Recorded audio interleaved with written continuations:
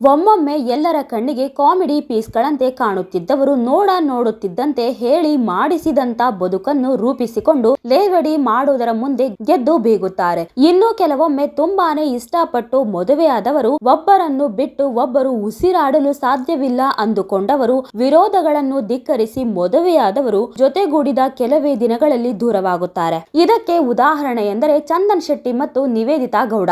ಇತ್ತ ಚಂದನ್ ಶೆಟ್ಟಿ ಮತ್ತು ನಿವೇದಿತಾ ಗೌಡ ದೂರವಾಗಿ 1.5 ವರ್ಷವಾಗಿದೆ. ಆದರೆ ಇವತ್ತು ಕೂಡ ಇವರ ವಿಚ್ಛೇದನದ ವಿಚಾರದ ಕುರಿತು ಅನೇಕರಲ್ಲಿ ಕುತೂಹಲ ಕಡಿಮೆಯಾಗಿಲ್ಲ.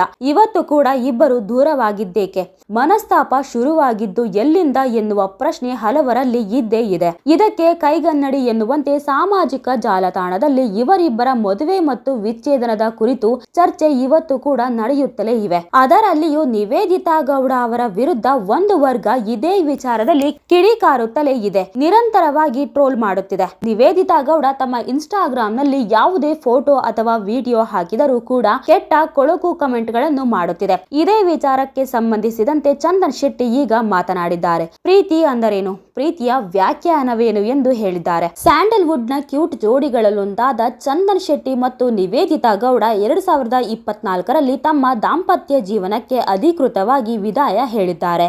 ಅಂದ ಹಾಗೆ ಸದ್ಯ ಸಿಂಗಲ್ ಆಗಿ ಲೈಫ್ ಲೀಡ್ ಮಾಡ್ತಿರುವ ಚಂದನ್ ಶೆಟ್ಟಿ ಸಿನಿಮಾಗಳಲ್ಲಿ ರ್ಯಾಪರ್ ಸಾಂಗ್ ಗಳಲ್ಲಿ ಬ್ಯುಸಿಯಾಗಿದ್ದಾರೆ. ಈ ನಡುವೆ ಡಿವೋರ್ಸ್ ನಂತರ ನಿವೇದಿತಾ ಗೌಡ ಅವರನ್ನೇ ಗುರಿಯಾಗಿಸಿಕೊಂಡು ಹೆಚ್ಚು ಟೀಕೆಗಳು ಕೇಳಿಬರುತ್ತಿವೆ.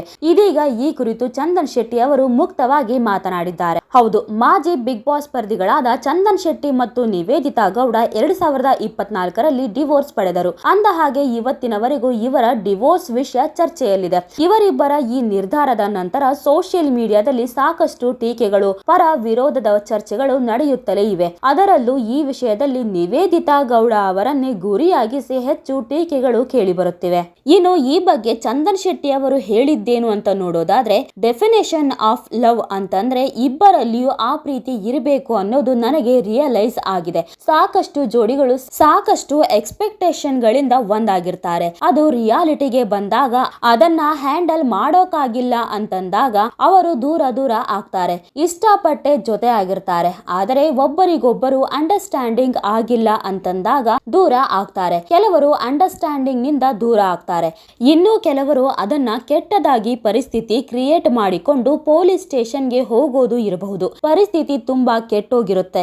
ಆ ರೀತಿ ಮಾಡಿಕೊಳ್ಳೋದಕ್ಕಿಂತ ಅಂಡರ್ಸ್ಟ್ಯಾಂಡಿಂಗ್ ನಲ್ಲಿ ದೂರ ಆಗೋದು ಒಳ್ಳೆಯದು. ಇನ್ನು ಲವ್ ಡೆಫಿನೇಷನ್ ಏನು ಅಂತಂದ್ರೆ, ಇಬ್ಬರ ಕಡೆಯಿಂದಲೂ ಪ್ರೀತಿ ಇದ್ದರೆ ಆ ರಿಲೇಶನ್ಶಿಪ್ ಗೆ ವ್ಯಾಲ್ಯೂ ಇರುತ್ತೆ ಎಂದು ಮಾಧ್ಯಮಗಳಿಗೆ ಚಂದನ್ ಶೆಟ್ಟಿ ರಿಯಾಕ್ಟ್ ಮಾಡಿದ್ದಾರೆ. ಇನ್ನು ನಿವೇದಿತಾ ಗೌಡ ಅವರನ್ನೇ ಬ್ಲೇಮ್ ಮಾಡ್ತಿರೋದು ಯಾಕೆ ಗೊತ್ತಾ? ಸೋಷಿಯಲ್ ಮೀಡಿಯಾದಲ್ಲಿ ಒಬ್ಬರ ಪರ್ಸನಲ್ ಲೈಫ್ ಬಗ್ಗೆ ಅಟ್ಯಾಕ್ ಮಾಡ್ತಿದ್ದಾರೆ ಅಂತಂದರೆ ಬಹುಶಃ ಜನಗಳು ನೋಡುವ ಪರ್ಸೆಪ್ಷನ್ ಮತ್ತು ಯಾವ ರೀತಿ ಅವರಾಗಿ ಅವರು ತೋರಿಸಿಕೊಂಡಿದ್ರೋ ಜನರಿಗೆ, ಜೊತೆಗೆ ಜನ ಏನು ಎಕ್ಸ್ಪೆಕ್ಟೇಷನ್ ಅವರ ಬಗ್ಗೆ ಇಟ್ಟುಕೊಂಡಿದ್ರೋ ಅದಲ್ಲ ಅಂತ ಎನಿಸಿದಾಗ ರಿವೋಲ್ಟ್ ಆಗ್ತಾರೆ.